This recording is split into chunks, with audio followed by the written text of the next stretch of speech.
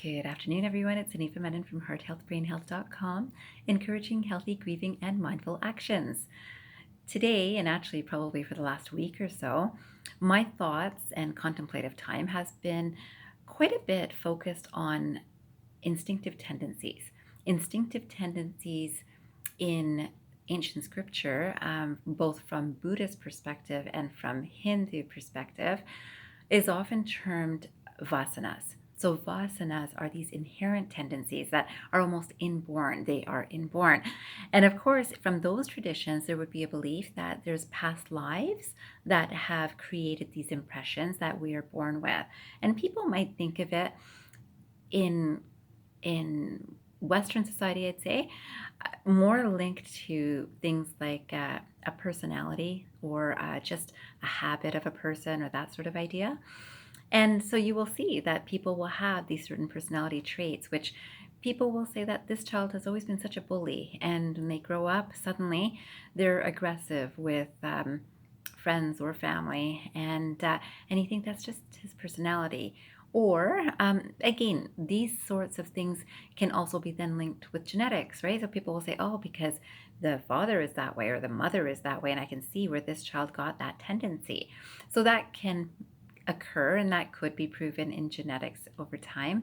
But it is also a learned behavior too. So we can see that there's all of these possibilities of what led to this child having this experience. So, of course, I like to think about the soul being on a journey and that we do have these vasanas or these natural instinctive tendencies that are part of us. And so I came across this beautiful quotation by Mahatma Gandhi that I wanted to share with you. And this quotation says, "Action is no less necessary than thought to the instinctive tendencies of the human frame." I'll repeat that. Action is no less necessary than thought to the instinctive tendencies of the human frame. Now, what does that mean? Let's say a person has a personality of being a bit of a bully or a bit more aggressive or reactive, and an action would be important, right? But usually a person needs to think about their actions. And we'll say this to children, right? Did you think about what you did? And why did you do that? And of course, you talk through it and help to train a child to change some natural tendencies that might be coming up from very early. Sometimes a child is learning through a family experience or friends experience. So becomes friends with kids that are a little bit more bully-like, and then becomes bully-like. And then again, there can be the communication from teachers, from principals, from family, from friends to redirect that thinking. Now, the thinking is important that, okay, a child can sit or an adult can sit and say, wow, I did this and this wasn't so good. I don't like this behavior. I wouldn't like that happening to me. So, unless they think about it, then they wouldn't change the actions. But a lot of people can think about it for a lot of time and not change the action.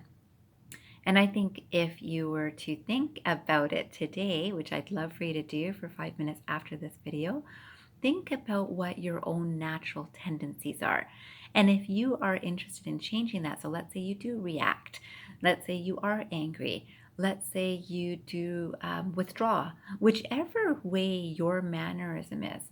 Even if you are having a tendency to put extra food on your plate, right? Anything that when you look at it after, either you don't feel so good or you don't feel so good because you're thinking about it, it's not the physical symptom, but there's that desire of, I want to change this. I'm not happy with this. It's really useful to think about it. But a lot of people can get stuck and lost in that thinking, and then the action never happens. And so remember, action is no less necessary than the thought for the instinctive tendencies of the human frame, right? So these instinctive tendencies, we need the action to actually help fuel the proper direction or a better direction for our own systems, for our thoughts, words, and actions, right? So all of those areas will have our natural tendencies, instinctive tendencies, and we can then shape them. So then I came across another quotation by Swami Chinmayananda, and this quotation says, "Vasanas are nothing but the footprints left behind by wrong and erroneous thinking." So whether you think of that wrong and erroneous thinking is happening in this life, that I even feel justified to be not kind to another person because I've seen someone that I love have actions that were not kind done to them. Some kids will grow up saying, I've only ever seen abuse from my parent, and that's why I'm an abusive adult. And others will look at the exact same experience and say, that's not right. It's not right to have that experience. I will not do that to my children. So again, Vasanas are nothing but the footprints left behind by wrong and erroneous thinking. And wrong is wrong, right? So we all know what is not right. We all know it. But to act on it, think about it, and act on it, and your own actions takes a little bit of time and effort. And I had to share, there is this poem. I wouldn't say it's a poem, actually. It's actually a quotation by a lady that I think is so beautiful. I had seen it many years ago and I still love it today. So I had to share it with you. And let me see if I can find it here, because a moment ago it was very easy to see. Let's see this history clearly. I'm going to have to look it up again, surprisingly. Wow. Give me 1 second if you can bear with me. I'm sorry to be doing this during my video, but here it is. This quotation, I'll say, is called I Walk Down the Street. And I believe that is actually from a book called There's a Hole in My Sidewalk. And I'll definitely put this information just under this video. But I'd love you to listen to this and see how this can apply to all of us. So this says, she says, I walk down the street. There is a deep hole in the sidewalk. I fall in. I am lost. I am helpless. It isn't my fault. It takes forever to find a way out. I walk down the same street. There is a deep hole in the sidewalk. I pretend I don't see it. I fall in again. I can't believe I'm in the same place. But it isn't my fault. It still takes me a long time to get out. I walk down the same street. There is a deep hole in the sidewalk. I see it is there. I still fall in. It's a habit. My eyes are open. I know where I am. It is my fault. I get out immediately. I walk down the same street. There is a deep hole in the sidewalk.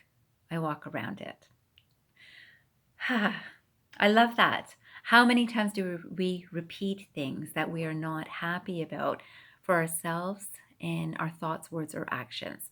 And until we actually quietly sit and reflect on it's not my fault, changes to I have ownership of my actions. I have the ability to change my actions, my thoughts, my words, my actions. It is my responsibility. It's me putting me in this spot. I am going to pull myself out. I wish you that reflective time today. I hope you have a fantastic day ahead, and I hope you remember, transform your mind and transform your life. Have a great day, everyone.